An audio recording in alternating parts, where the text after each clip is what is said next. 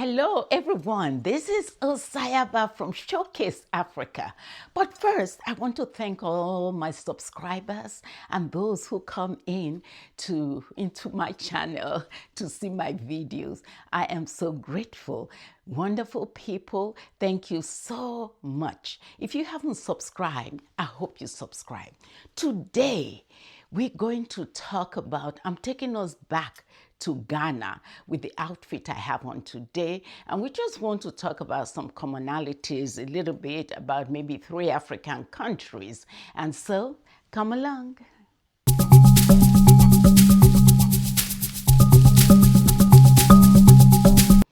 So continuing, I hope you remember that this Showcase Africa is a channel that showcases Africa through the main lens of fashion. So we bring in other topics, as I always say, but right now we're just doing fashion and through my collection. Today we want to talk about this outfit I have on and what I've combined with it, my necklace and my earrings. Now, with this outfit I have on, we look at an outfit made in Ghana, earrings made in Nigeria, necklace from Ghana, and of course we have the Western linen innerwear shirt that I have in here. Today also, remember my braids used to be long? I cut it all off. And I remember Coco, who did my hair, kept saying the twist, how long do you want it? I said, keep cutting. She said, what if I cut your hair? I said, well, then cut it. So that's where we are. So come on, let's explore. So this outfit, let me come closer, we're looking at today is one I bought, it's made in Ghana. I bought it from a store in Birmingham, Alabama, and these are some Ghanaian friends that have opened a store there, and I'll put the information on this video. So if you look at this outfit, the motif, you see the cowrie, but you also see in the fabric the motif of the mud cloth. Today we are concentrating on the cowrie motif. Now, I have a video I've done about cowries and I'll try to link it. So if you haven't seen it, you can also look at it. Then look at my earrings, the cowrie earrings also with the brass combination. I love this earring, very lightweight. But again, this cowrie picks out this motif of cowries. Then let us also look at this, a bracelet, a cowrie motif bracelet. Now let me tell you about this bracelet and the ring that complements it.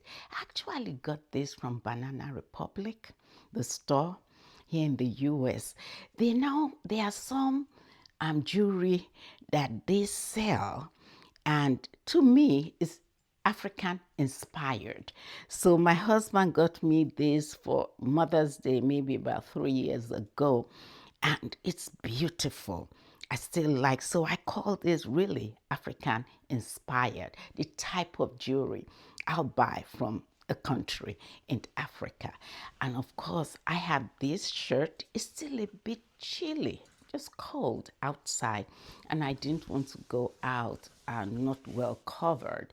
But this yellow shirt, linen shirt I've had for a while, just does it for me with this outfit. I can also wear a white shirt, which I will do at some point in the future.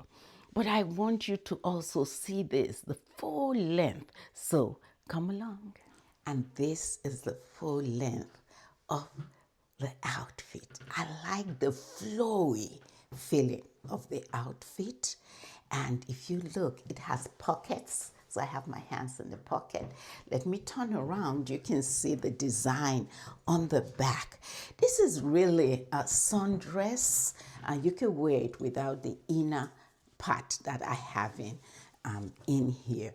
But it's free. You know, I like it. I like the maxi length of the outfit, and I definitely like the patterns, the motif on the fabric, and I think it goes so well with my earrings. In a minute, I'm going to tell you about my necklace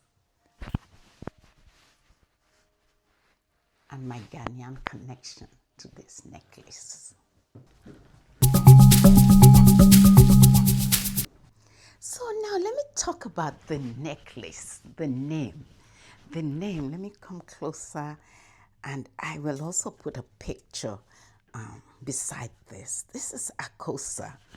It means a child born on Sunday.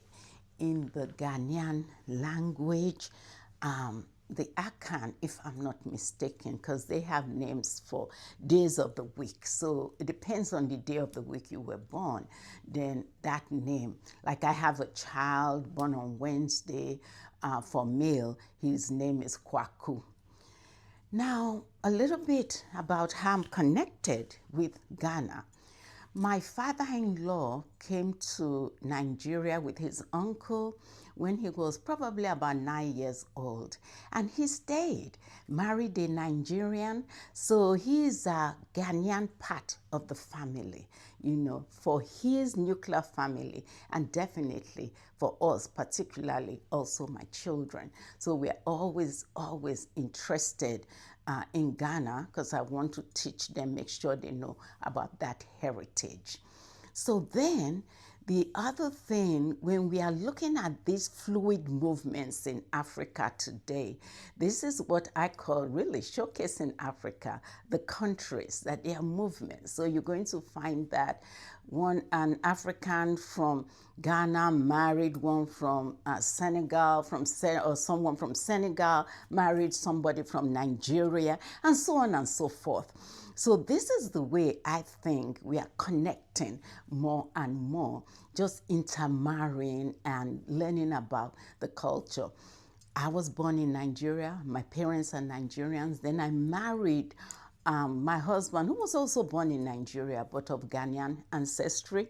And through that, I've learned so much about Ghana. So I think that is a plus for me, that I'm able to have the privilege of learning about Ghana. There's even a joke that when I first met one of my husband's uncles, he said, "You do know that we migrated from the ancient Edo Empire." He was talking about, you know, himself as part of Ghana. And of course, my husband said, no, I didn't say anything at the time, but I joke with him all the time that, do you know, you are from me, an Edo woman.